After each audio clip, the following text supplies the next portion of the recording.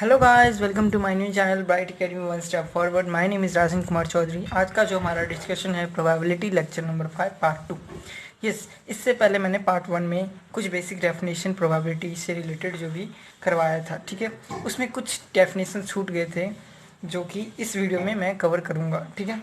तो जो हमारा डेफिनेशन छूटा था वो था impossible event, sure event, range of the probability और प्रोबेबिलिटी के कुछ और कंसेप्ट्स, ठीक है। तो चलिए डिस्कस करते हैं इन सब पॉइंट्स को, ठीक है। तो फर्स्ट टॉपिक या फर्स्ट कंसेप्ट जो हमारा है वो है impossible event. Okay, so impossible event, what is that impossible event?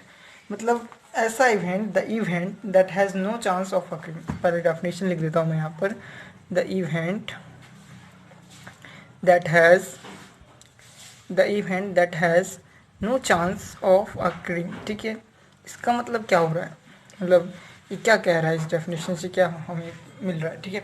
ये कह रहा है कि मतलब वो इवेंट जिसका कोई चांस ही नहीं बनता होने का, ठीक है। ऐसा कोई भी इवेंट जो हो ही नहीं सकता, ऐसे इवेंट्स को इम्पॉसिबल इवेंट कहा जाता है। जैसे कि अगर मैं बात करूं कि डाइस को रोल किया, ठीक है। अब डाइस को रोल करने पर जो है 6 ही नंबर आते हैं, आपको पता है 6 ही आउटकम्स होते हैं हमारे पास, 1 से लेकर 6 नंबर तक।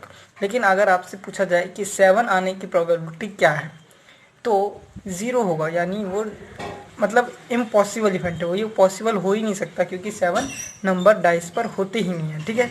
तो जो एग्जाम्पल होगा वो हमारा वो हो जाएगा इम्पॉसिबल इवेंट। तो इस तरह के इवेंट्स को हम इम्पॉसिबल इवेंट कहते हैं। जैसे कि अगर मैं बात करूं कि 52 कार्ड्स को ड्रॉन किया, ठीक है, रैंडमली ड्रॉन किया, ठीक है। उनमें से एक कार्ड को ड्रॉन किया जिसका अगर मैं बात करूं उस पर 11 आने की प्रोबेबिलिटी क्या है, ठीक है। तो 11 नंबर का कोई कार्ड होता ही नहीं है प्लेइंग कार्ड्स में। तो मतलब इम्पॉसिबल इवेंट जो पॉसिबल ही नहीं हो सकता, दैट इज़ इम्पॉसिबल इवेंट। तो आई थिंक मुझे लगता है कि ये क्लियर हो गया होगा।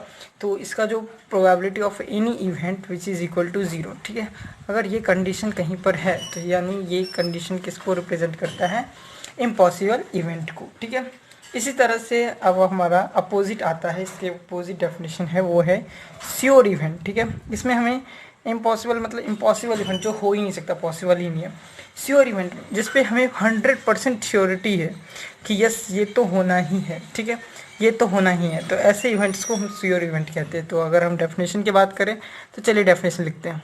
यस, तो मैंने ये डेफिनेशन लिख दिया यहाँ पर कि an event that has 100% probability of occurrences is called sure event, ठीक है। मतलब जिस पे हमें 100% श्योरिटी है, जिस पे हमें 100% श्योरिटी है कि यस ये तो होना ही है, मतलब ये इवेंट तो होगा ही, ठीक है, यानी यही होना ही है। तो ऐसे इवेंट्स को हम श्योर इवेंट कहते हैं। जैसे कि अगर मैं एग्जांपल की बात करूं, यहाँ पर है एग्जांपल में कि what is the probability that a number obtained after throwing a dice is less than 7, ठीक है। जैसे कि मैंने एक डाइस को फेंका या थ्रो किया तो उस पर जो नंबर्स या आउटकम्स होगा वो 6 से कम होगा, और सॉरी 7 से कम होगा, ठीक है। 7 से कम होगा, 6 के इक्वल तक होगा और 7 से कम होगा, ठीक है। तो यही कह रहा है कि जैसे कि मैंने what is the probability that number obtained after throwing a dice is less than 7, ठीक है। तो क्या प्रोबेबिलिटी होगा उसका कि अगर वो 7 से कम हो, तो उसके 100% श्योरिटी, हमें 100% पता है कि यस वो जो नंबर आएगा, जो भी नंबर आएगा वो 7 से कम ही होगा। तो यानी हम 100% श्योर है कि जब हम कोई एक डाइस को फेंकेंगे तो उसमें 7 से कम ही नंबर आएंगे, ठीक है। तो हम इसमें श्योर हैं पूरी तरह से। तो ऐसे इवेंट्स को हम श्योर इवेंट कहेंगे, ठीक है। अब अगला टॉपिक है हमारा range of the probability. Yes, जो प्रोबेबिलिटी का जो रेंज होता है वो 0 to 1 के बीच में लाई करता है, ठीक है। मैं यहाँ पे लिख देता हूँ, आई थिंक दिख रहा है। यस, यहाँ पर रेंज ऑफ द प्रोबेबिलिटी, ठीक है। रेंज ऑफ द प्रोबेबिलिटी क्या है, ठीक है।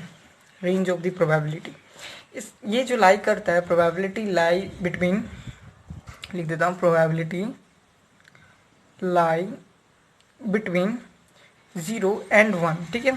प्रोबेबिलिटी जो है वो 0 और 1 के बीच में लाई करता है, ठीक है। अच्छा,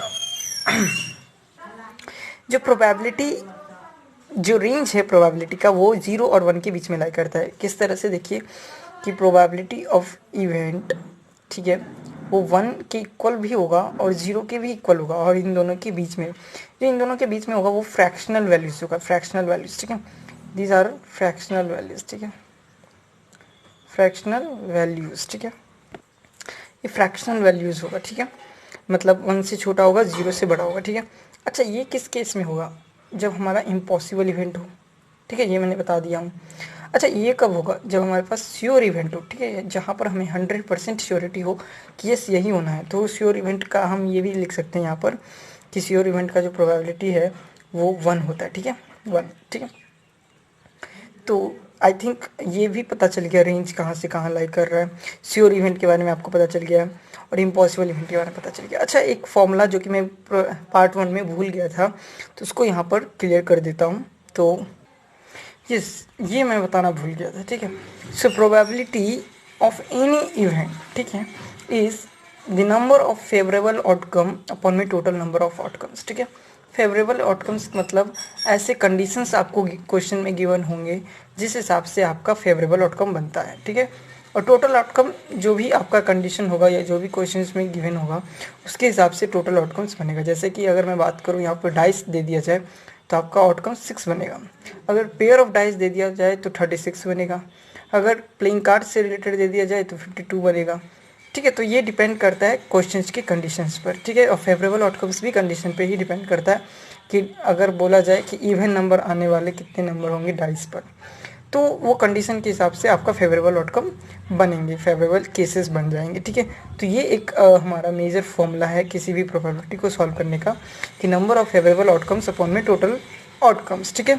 अगर आप ये फॉर्मूला को अप्लाई करेंगे किसी भी प्रोबेबिलिटी को फाइंड करने के लिए तो आई थिंक आपके लिए सूटेबल होगा, ठीक है। तो आई थिंक ये पूरा डिस्कशन था लेक्चर नंबर 5 तक, जो भी प्रोबेबिलिटी से रिलेटेड डिस्कशन था।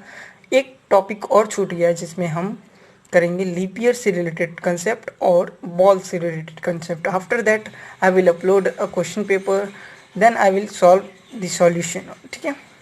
so so thank you for watching my video. Okay,